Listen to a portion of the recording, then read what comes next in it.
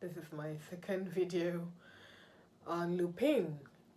I'm sorry I didn't upload any videos last week. I was quite busy. Once again, my name is Nana.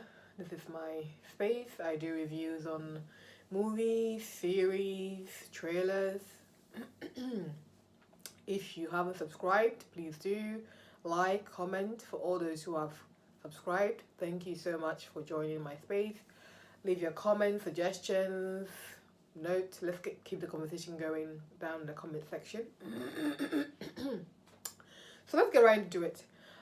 Last week we ended with the car burning and Lupin on the floor in tears.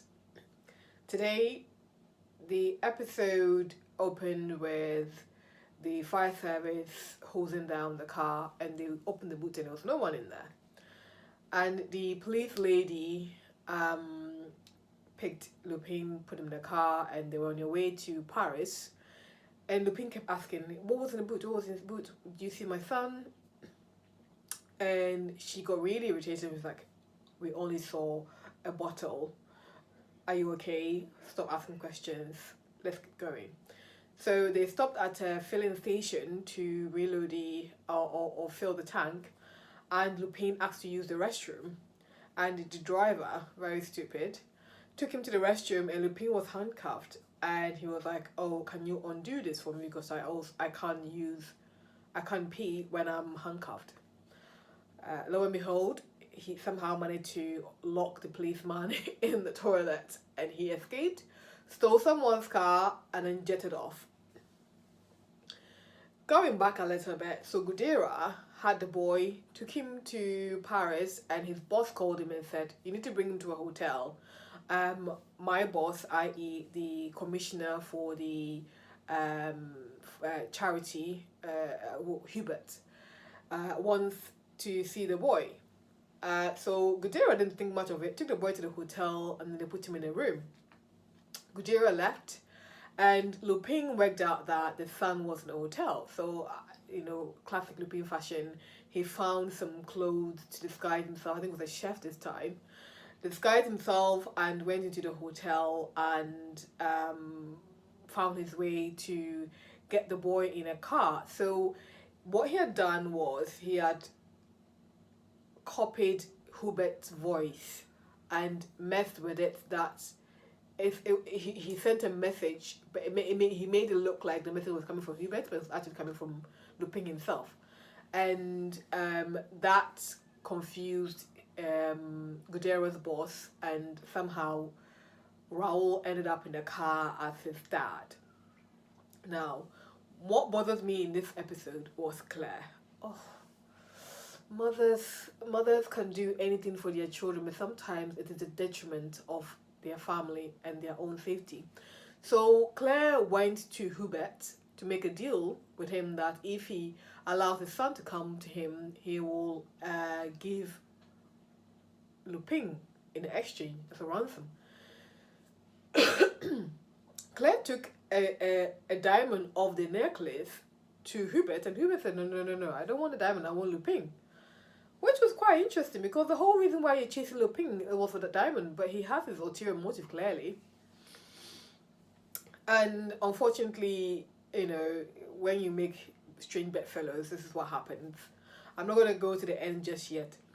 So we kept going back into 1996, I think, when Lupin and his friend, whose name I've forgotten, that white guy, were still students, and the head teacher had called him to the office from the violin he stole the last time, and the violin shop owner had left a message that Lupin needed to be punished severely, and Lupin stole the video recording. So I think it was that back in the day where you can leave a recording on someone's voicemail and it get recorded onto a cassette tape.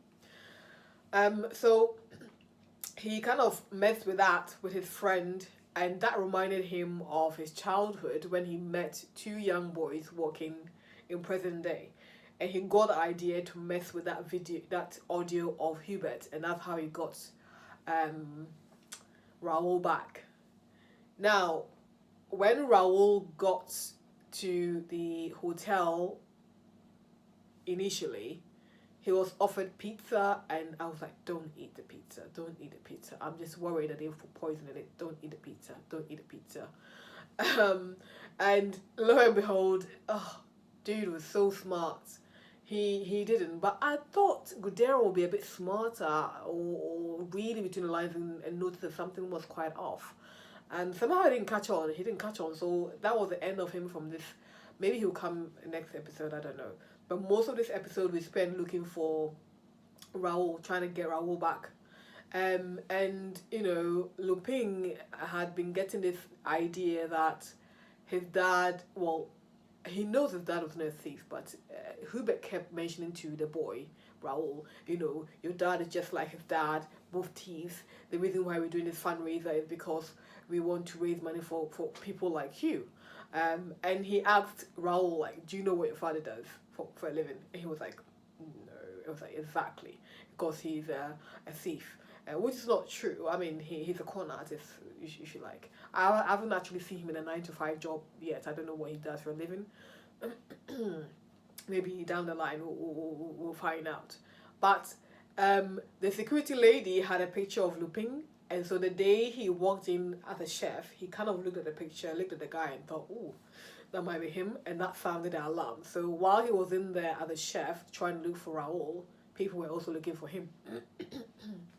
The fundraiser was done by, the speech was done by Hubert's daughter, whose name I've forgotten, but he used to date Lupin when he was also young. She was young. And I don't think she knew what was going on behind the scene the whole time she was giving her speech to all these rich and powerful people there to spend their money on this so-called charity. I suspect that was just a magnet to try and attract Lupin to the area, because I don't see the point of raising this money again. I don't see the point while you're still trying to find your previous diamond. Like, why would you do this again? But anyway, that's what happened. And she gave a very, very riveting speech about, you know, culture and how it's important for it to be accessible to everyone.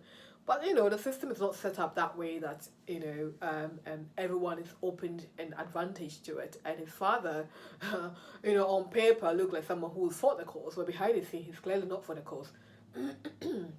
Clearly not for the cause, because he was just mucking around, you know, clapping for the daughter, but on the side he was looking on the phone and saying, "Oh, have you got Raoul? Have you got Asan?"